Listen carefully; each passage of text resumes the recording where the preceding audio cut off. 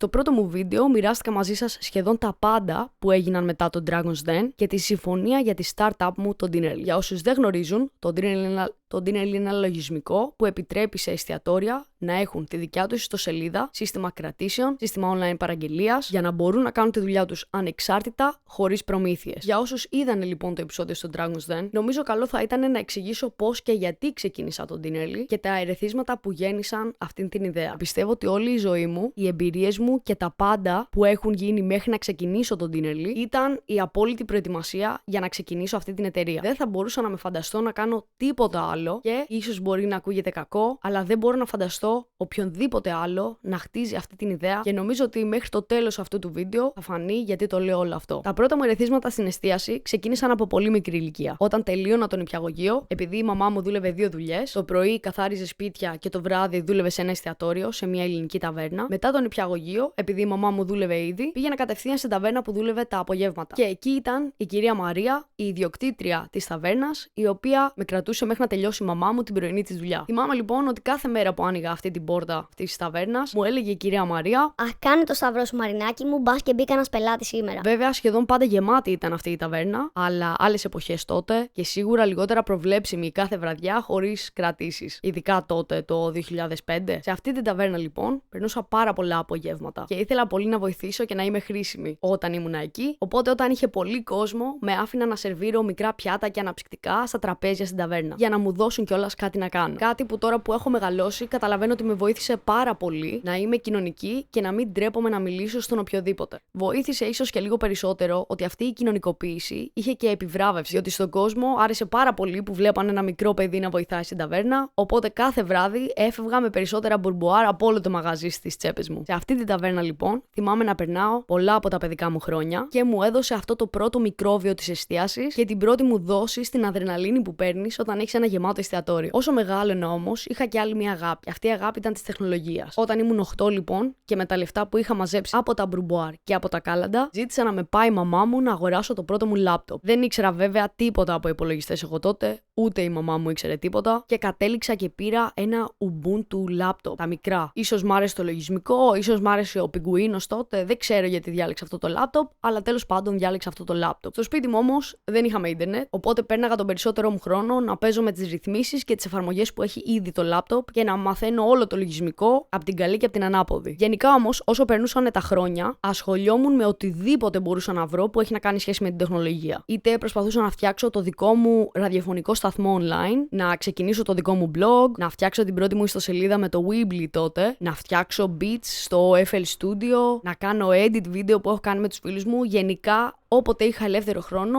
ήμουνα στον υπολογιστή μου και προσπαθούσα να κάνω κάτι. Πέρασαν τα χρόνια λοιπόν και στην πρώτη λυκείου το 2015-2016, τα ΕΠΑΛ που πήγαινα τότε, ο καθηγητής πληροφορικής μου έδειξε για πρώτη φορά μια εφαρμογή που λέγεται Scratch. Δεν ξέρω ποιος την έχει χρησιμοποιήσει, με μια μικρή αλεπού, αν θυμάμαι καλά, που μου έδωσε την πρώτη μου πολύ μικρή γεύση στο τι μπορείς να κάνεις με τον προγραμματισμό στο ίντερνετ. Θυμάμαι κιόλας τότε είχα πάθει αιμονή με το να φτιάξω την πρώτη εφαρμογή Teachoo στην Ελλάδα που σου επιτρέπει να την κατεβάσεις στο κινητό σου και να παίξεις Teachoo με τους φίλους σου. Τότε το 2016 γενικά το Teachoo ήταν το νούμερο 1 παιχνίδι, στην Κρήτη τουλάχιστον τότε που έμενα εγώ, και ήθελα τον τρόπο να μπορώ να παίζω με τους φίλους μου και όταν δεν ήμασταν μαζί. Το 2016 λοιπόν μετακόμισα στην Αγγλία και αυτό τα άλλαξε όλα. Στην Αγγλία μπορείς να δουλέψεις από τα 16 χρονών και επειδή δεν ήμουνα και η καλύτερη μαθήτρια στο σχολείο και δεν μου άρεσε και πάρα πολύ η ιδέα ότι θα πρέπει να πάω σχολείο σε μια πλήρως ξένη χώρα, αποφάσισα να μην γραφτώ σχολείο εδώ πέρα και να ξεκινήσω να δουλεύω σε αυτό που πιστεύω ότι ξέρω να κάνω καλύτερα, και αυτό ήταν μια δουλειά σε ένα εστιατόριο. Όταν ξεκίνησα όμως να βγάζω τα δικά μου λεφτά, μου κακοφαινότανε να μου λένε οι γονείς μου τι να κάνω και αποφάσισα να νοικιάσω και ένα σπίτι με 2 φίλους μου. Το νεανικό επαναστατικό μου μυαλό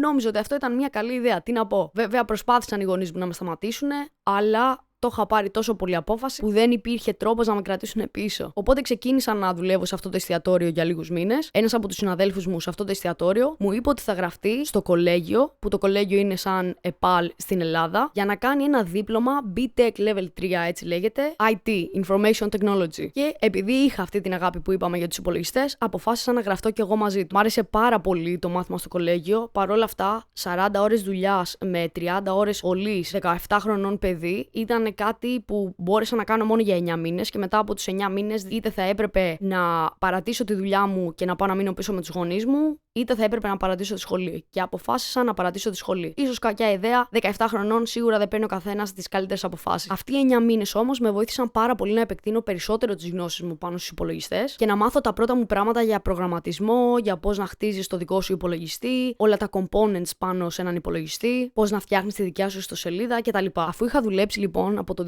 2016 μέχρι το 2018 σε μερικά εστιατόρια, καθώς σκρόλαρα το βράδυ, βρήκα μια δουλειά ως εκπαιδευόμενη project manager σε μια εταιρεία marketing και ανάπτυξη ιστοσελιδών. Και έτσι ένα βράδυ αποφάσισα γιατί όχι, ας στείλω το βιογραφικό μου και λίγα πράγματα για εμένα, δεν έχω κάτι να χάσω. Έστειλα λοιπόν, έκανα αίτηση και με παίρνουν μετά από ένα μήνα τηλέφωνο να μου πούνε να έρθω για συνέντευξη, όπου προς πολύ μεγάλη μου έκπληξη με προσέλαβαν. Και εκεί γνώρισα κιόλας το συνεργάτη μου που έφτιαξα την πρώτη έκδοση του Dinnerly μαζί. Στην εταιρεία αυτή μου έδειξαν απίστευτη εμπιστοσύνη και μου επέτρεψαν να εμπλακώ σε πολλά project και να φτιάξω κιόλας μερικά λογισμικά πλήρως από το μηδέν. Δηλαδή έφτιαξα ένα content management system, κάτι παρόμοιο δηλαδή του WordPress, για να μανατζάρουν τις ιστοσελίδες στην εταιρεία, ένα project management σύστημα για να μπορούμε να μανατζάρουμε τα project που έχουμε στην εταιρεία και ένα file management σύστημα που επέτρεπε να βλέπουμε όλα τα αρχεία που έχουμε στις ιστοσελίδες μας. Ως εκπαιδευόμενη βέβαια πληρωνόμουν 800 λίρες και το νίκη μου στην Αγγλία ήταν 700 λίρες. Οπότε όταν τελείωνα τη δουλειά στις 5,